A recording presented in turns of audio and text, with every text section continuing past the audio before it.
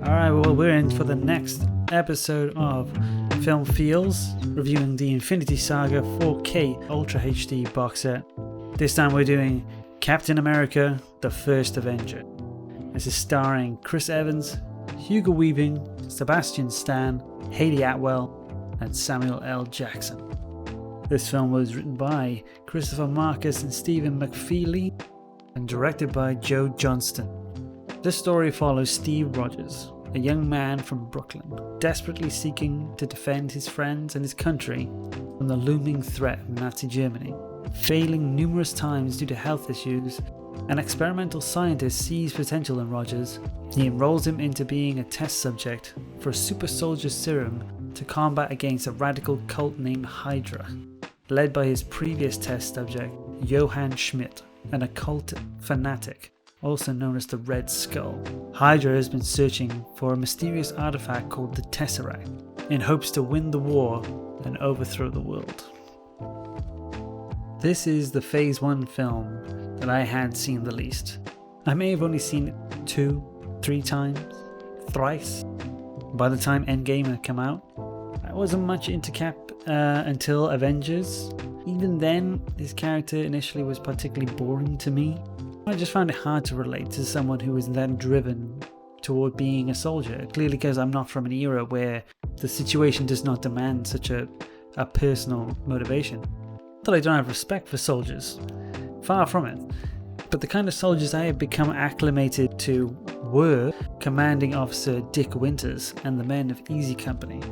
If you don't know, they are the famed soldiers from the TV show Band of Brothers, which were based on real people. Quite closely as well. I mean, they were intimately woven into the storytelling based on what actually happened in Normandy in World War II.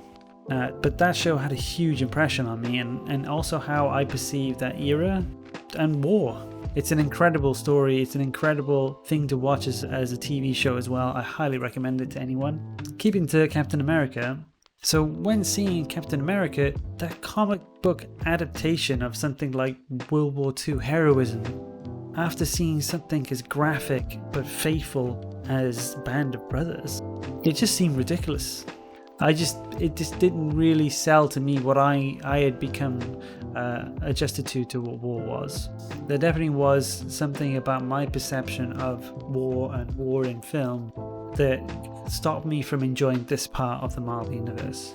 Now I'm happy to say, going back and after seeing Rogers' full arc, whilst deeply invested in this universe of storytelling, I could look back and appreciate the film far more. I still don't love it, but I enjoy it much more than I did initially. Part of this is that my love for Cap has really enhanced all the films with this energy of nostalgia. And so I'm aware that my judgment is a bit askew because I'm looking back fondly at these characters and not really seeing it entirely for what it was. But to be honest, when I first saw them, I had less of an opinion of them. And then looking back now, there are things I see in them that I didn't see before because I couldn't get over my preconception. This has added a lot of replay value to the saga as a whole. This time I picked up a lot of things that I didn't before, like the incredible career of Joe Johnston, the early veneer of the MCU VFX I feel disguised the shots and the practical approach to its set design. I just could see it, I just looked at it as almost like a TV show. I just thought that they were fans of classic films like Raiders of the Lost Ark, but Johnston worked on Raiders. And it doesn't stop there. This man worked on the VFX for Raiders, for Star Wars Episode 4, 5 and 6, you know, the ones we all agree are good, Battlestar Galactica, and he also helped design The Iron Giant. I don't know if you've seen that, but it's a great animated movie. This is not even getting into what he's directed. He directed the original Jumanji, The Rocketeer, and Honey, I Shrunk the Kids is his directorial debut. That is an incredible roster of things to be done. This man is responsible for shaping a great degree of my childhood. Huge amount of respect for him and his impressive career. So it's strange that I didn't really pick up on these things when I first watched it, and I think that's where the preconception of a lot of people's introduction to the MCU comes with. They see that, oh, I know this guy, he did this film, it's going to be like that, I'm going to love it. And then when they see it's got the Marvel aesthetic put on top of it, compared to what we're used to, it essentially devalues it for someone. And I guess that has been the main critique of most of the Marvel movies, is that these great directors take on these projects and then you don't really get to see their vision come through the Marvel aesthetic. Oh, another thing before I move off Joe Johnston, to top it off, he was the one who designed Boba Fett's original armor, which is now like the iconic armor for all Mandalorians.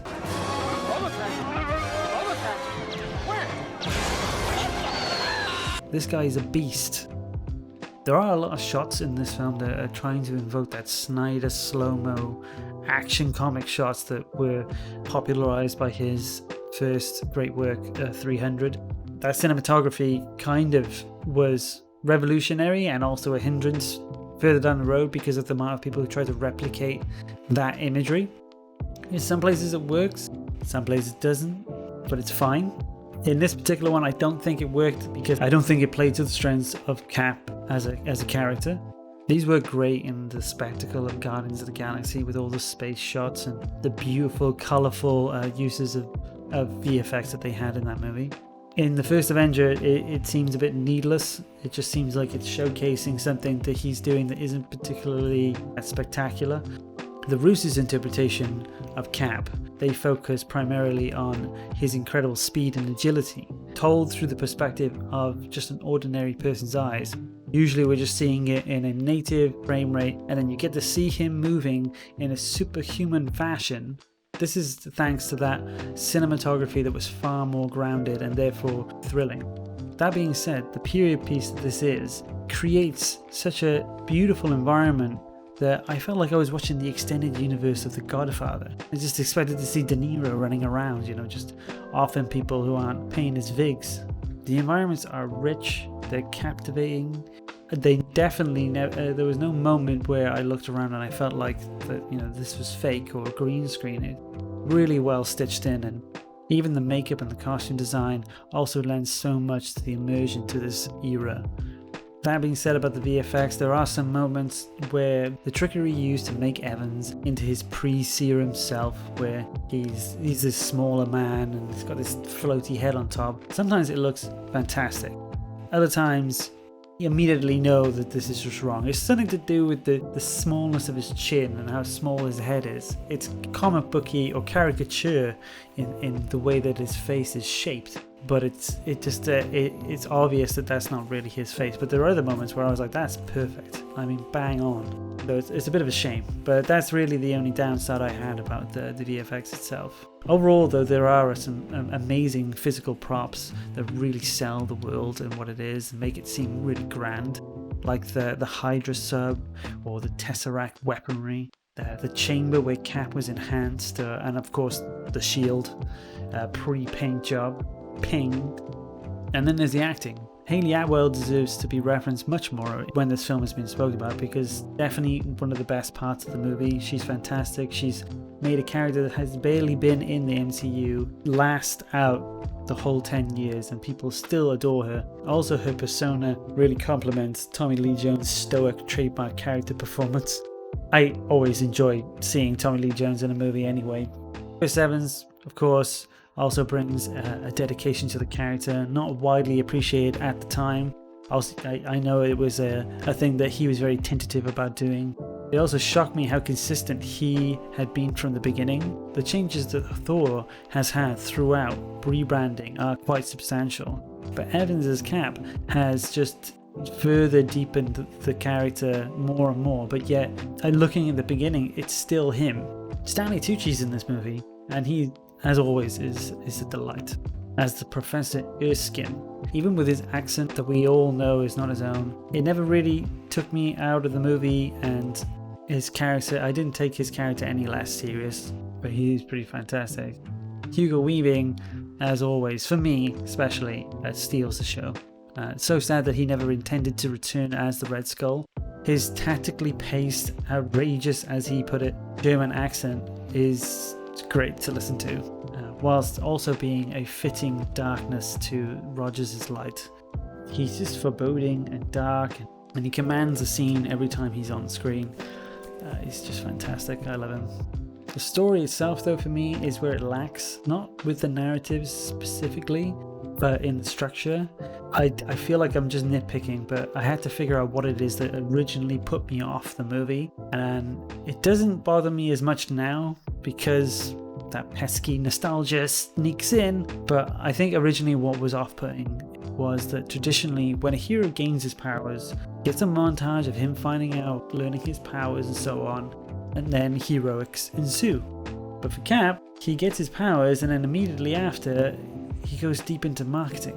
It just stops the movie and you're just like, why is this happening?